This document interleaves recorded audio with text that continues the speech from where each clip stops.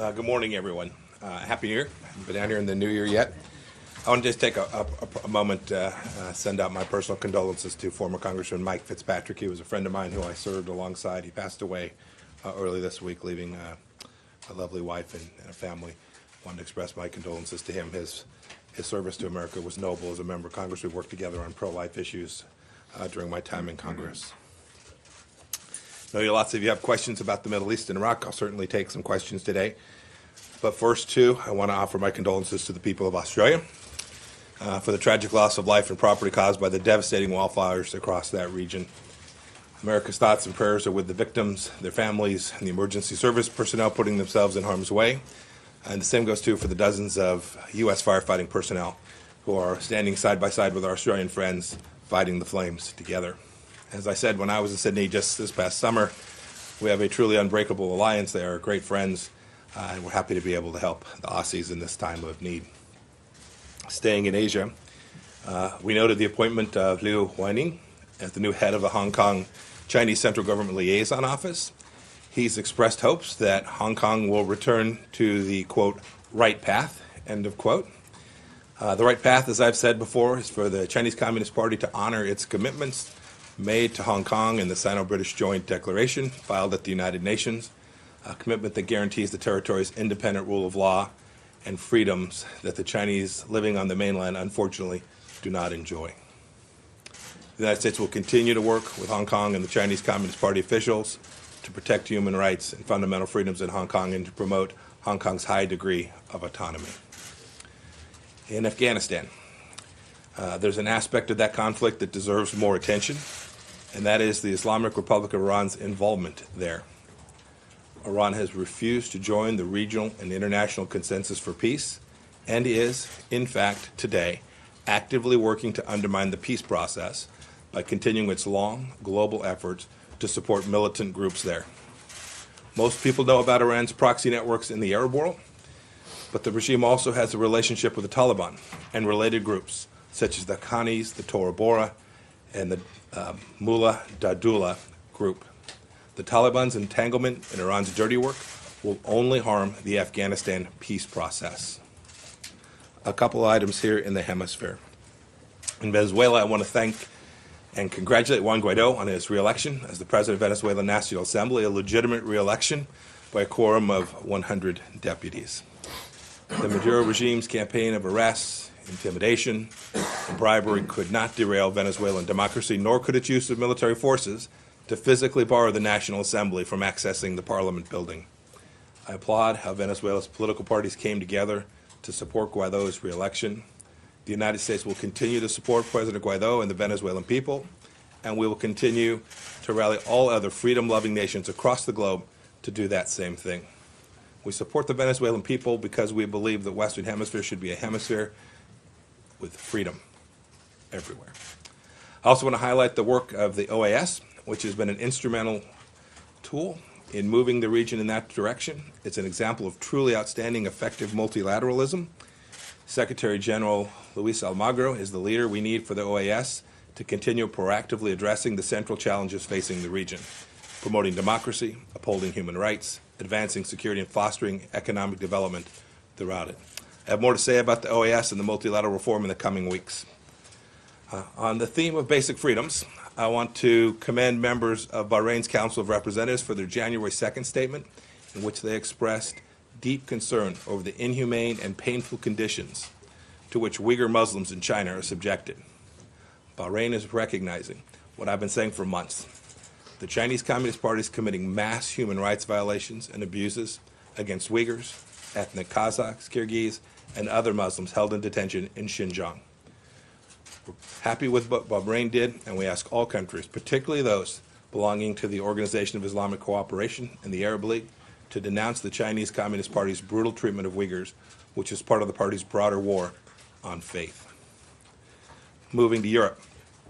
As many of you know, Prime Minister Mitsotakis is in town this week. I'm looking forward to welcoming him here. I'll be with him today at the White House alongside President Trump. I also want to announce that our Undersecretary for Political Affairs, David Hale, will be traveling to Brussels later this week, where we'll have conversations with 28 European counterparts. This is a recurring meeting that happens about every 6 months. This particular gathering is important because it immediately precedes an EU foreign ministerial on Iran that has just been scheduled. And it shows, too, once again, our close cooperation with our European partners on issues of mutual concern. I'm sure while David's there, the issue of Iran and Iraq will feature prominently in their conversations, and they'll have an opportunity also to discuss priorities such as Syria, North Korea, and China as well. Finally, one more personnel matter. I want to thank Ambassador John Bass, who I've come to know in my time in service, both as the Director of the Central Intelligence Agency and now as Secretary of State. His 2-year tour of service in Kabul was remarkable. It's one of our most important missions. Ambassador Bass is a respected strategic thinker, a man of incredible integrity. He's helped that country move forward to a brighter, more peaceful, and more secure future for all the Afghan people. And I, too, want to welcome our new 11 ambassadors and 2 ambassadors at large who were confirmed since the end of November, including Ambassador Sullivan, who will be heading off to Russia before too long. Glad they're finally getting out to the field, and we hope to have more follow them out there. With that, I'm happy to take a few questions. Matt. Thank you. Happy New Year, Mr. Secretary. Hello, Matt. And in honor of the new year, I have exactly 2,020 questions to ask you, but I'll pare them down for the sake of brevity. Thank you, One is there continue to be questions about the nature of the intelligence that led to the strike that killed General Soleimani. Can you be at all more specific about, how imminent this was, what exactly it was? Secondly, why not allow Foreign Minister Zarif to come to the UN to speak at the Security Council? And then lastly, did the situation in Iran have anything contribute at all to your decision not to run for the Senate from Kansas? Thanks. Thank you. Last one's easy. I said the same thing yesterday that I said for months. No real news there. I said that I'm going to stay serving as Secretary of State so long as President Trump shall have me. No. You can accuse me of being inconsistent otherwise, but not on that one. Second, we don't comment on visa matters, those traveling here to the United States on visa, so I can't add much more to this issue of Foreign Minister Zarif's travel to the United States. I'll say only this. We will always comply with our obligations under the UN requirements and the headquarters agreement, and we will do so in this particular instance and more broadly every day. And finally, there's been much made about this question of intelligence and imminence. I answered it multiple times on Sunday. I'm happy to walk through it again. Anytime a president makes a decision of this magnitude, there are multiple pieces of information that come before us. We presented that to him in all its broad detail. We gave him all the best information that came not only from the intelligence community, but for those of us who have teams in the field. We evaluated the relevant risks and the opportunity that we thought might present itself at some point. And we could see clearly that not only had Soleimani done all of the things that we have recounted, right? Hundreds of thousands, a massacre in Syria, enormous destruction of countries like Lebanon and Iraq, where they've denied them sovereignty, and the Iranians have really denied people in those two countries what it is they want, right? Sovereignty, independence, and freedom. This is all Soleimani's handiwork. And then we'd watch as he was continuing the terror campaign in the region. We know what happened at the end of last year in December, ultimately leading to the death of an American. So if you're looking for imminence, you needn't look no further than the days that led up to the strike that was taken against Soleimani. And then you, in addition to that, have what we could clearly see were continuing efforts on behalf of this terrorist to build out a network of campaign activities that were going to lead potentially to the death of many more Americans. It was the right decision. We got it right. The Department of Defense did excellent work, and the president had a entirely legal, appropriate, and a basis, as well as a decision that fit perfectly within our strategy and how to counter the threat of malign activity from Iran more broadly. Kira?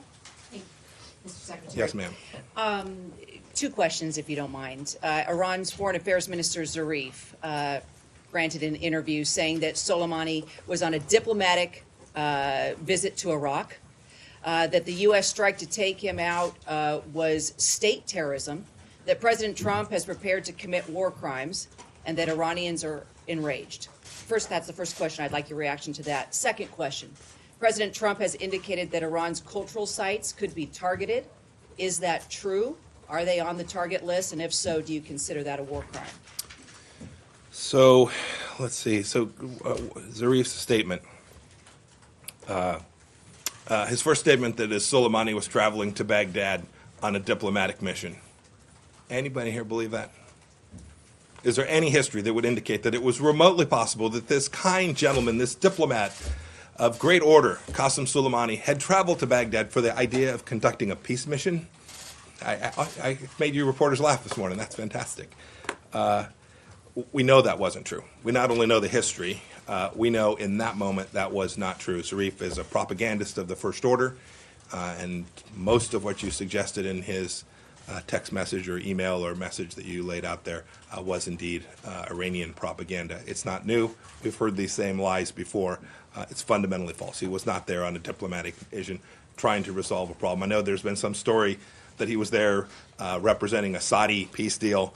I've spoken to my Saudi counterparts at great length. I'll leave to them what the contents of their messages may be, but I can assure you that they will share my view that he was not there representing some kind of agreement that was going to reduce risk or reduce the risk to the lives of Americans when he was on that trip. Your last piece was about cultural sites. I said on Sunday, I will reiterate it again. Every target that's being reviewed, every effort that's being made will always be conducted inside the international laws of war. Seen it. I've worked on this project, and I'm very confident of that. David Brenstrom? Thank you.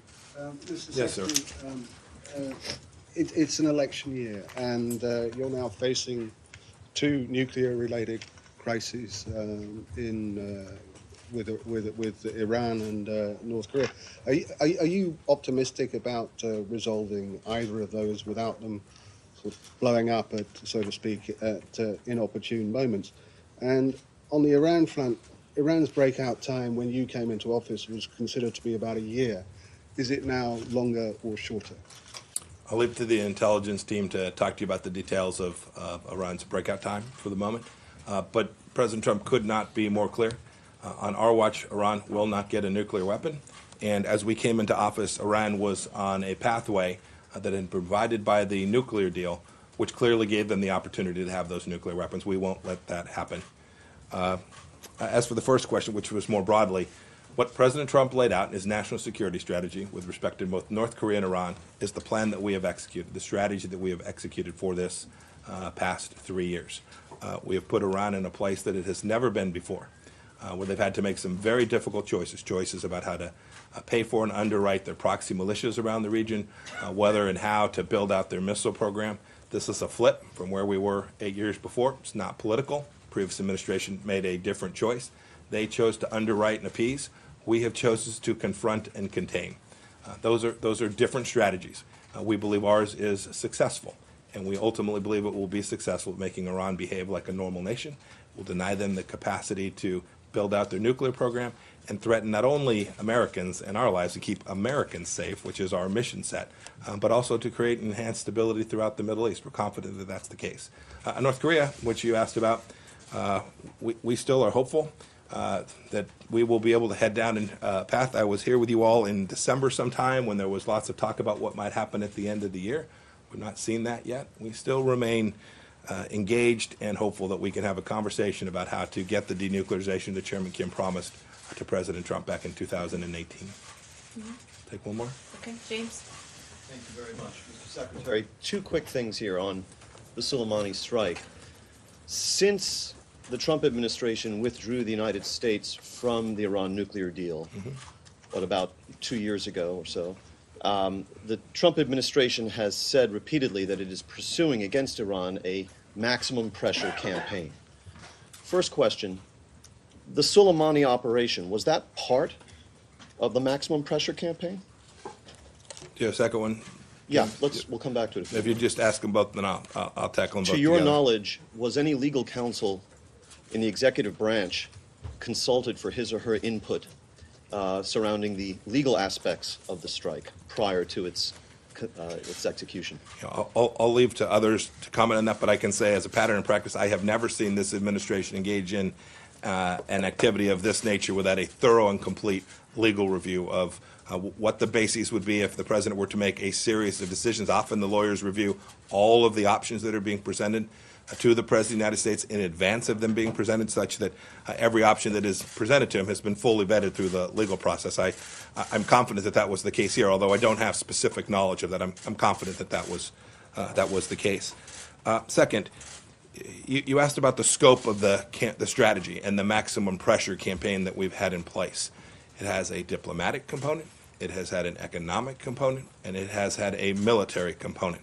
And what you have seen over the course of these past, May 2018, when we withdrew from the Iran nuclear deal, you've seen us execute that with enormous vigor and energy. You've seen it diplomatically.